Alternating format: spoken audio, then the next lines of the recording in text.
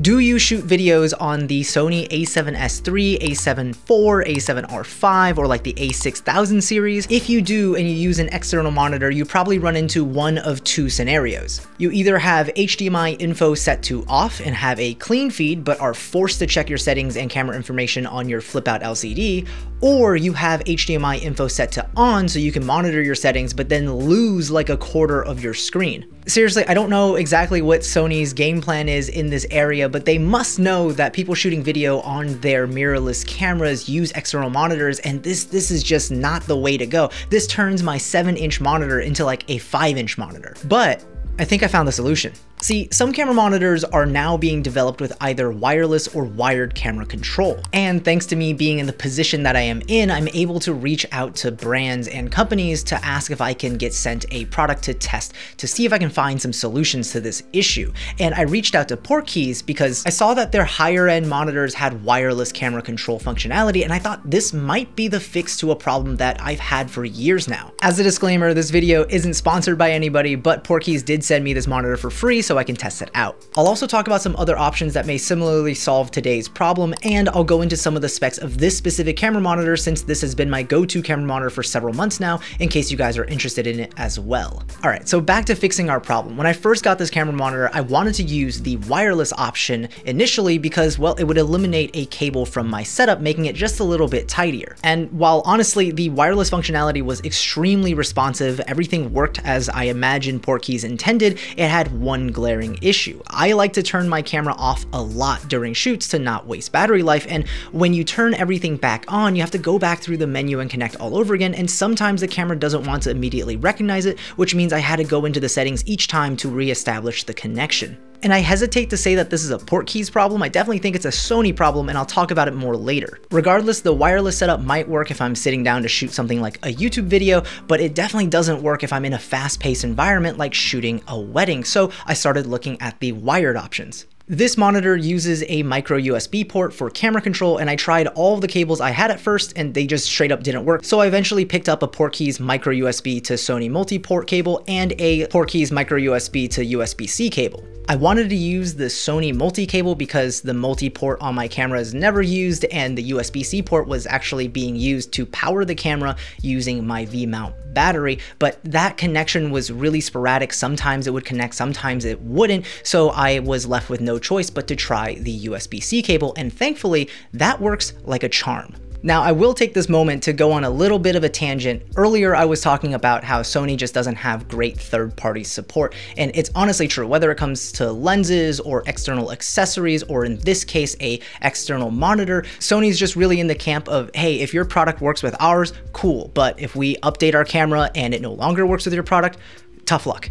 And that's kind of what every third-party company has to deal with, like PortKeys, when it comes to this kind of compatibility. But as of right now, recording this video, the wired camera control functionality works pretty well. Anyways, now I have all of my exposure information on my camera monitor in a sleek display, showing everything from shutter speed to ISO to aperture, and I'm still able to use the full monitor to display my image. Now you can see you can actually adjust these exposure and white balance settings using the touchscreen, but I find that the delay on the inputs is just a bit too much, so I end up just using the physical controls on my camera to change the settings. But again, this has been a massive game changer for me because now I can actually monitor my settings while looking at the frame I'm composing, and this is so huge for when you're moving around in the middle of a shot and there's no time to check the side of your camera. And I know at the beginning of the video I said that there are a few other products I know of that currently support this kind of functionality. A majority of them are from PortKeys, but I think the Atomos Shinobi 2 also has similar functionality, which I'm definitely interested in trying out as well. But other than that, I think SmallHD might be the only other brand of camera monitors that's currently looking to do wireless or wired camera control, but it looks like they currently only support Sony's higher end video cameras like the FX6.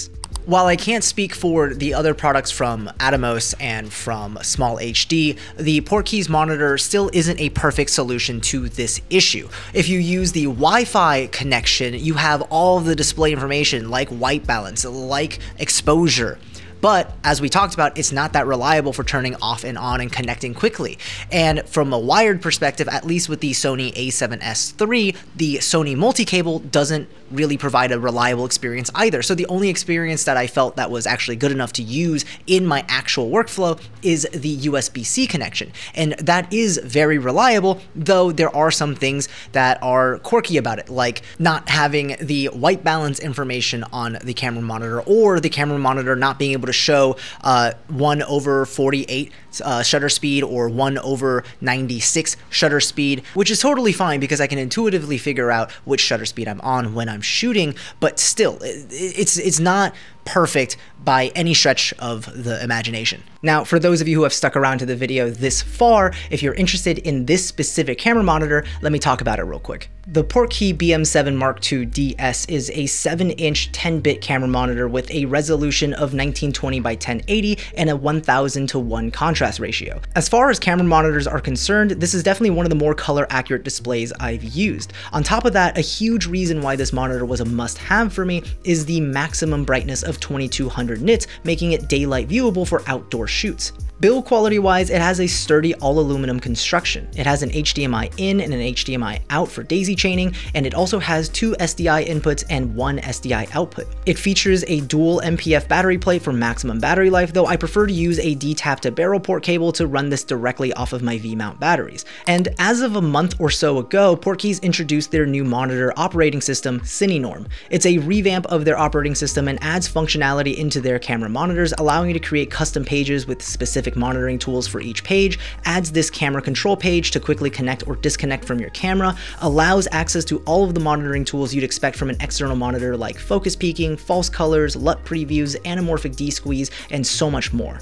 Another really cool feature of this camera monitor is its ability to simultaneously monitor 2 different outputs. I could definitely see a bunch of use cases with this feature, whether you're shooting a tech video on a platform like YouTube and you have your A camera in front of you and maybe you have a B camera top down on whatever product you're talking about, you'd be able to see it all on a single monitor. Or maybe you're at a wedding and you have a second shooter with a wireless video transmitter going from their camera to your PortKeys monitor. Now you can see both your shot as well as your B camera shot, even when you guys aren't near each other, like say during the ceremony when you're on opposite sides of the aisle. There are definitely a lot of use cases where this camera monitor excels. And no, I'm not just glazing them, I genuinely really like it and I've been using it on my setup for several months now. Overall, in that time period, I've shot live events and commercial pieces, and I've been really happy using this as my main camera monitor. And if you guys are interested in checking it out, I'll have links in the description down below.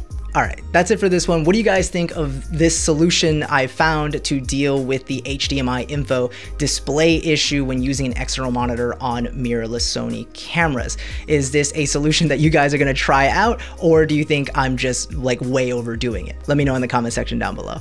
If you found this video to be helpful or just generally enjoyed it, make sure to hit that like and subscribe button. And as always, guys, I will see you in the next one. Peace.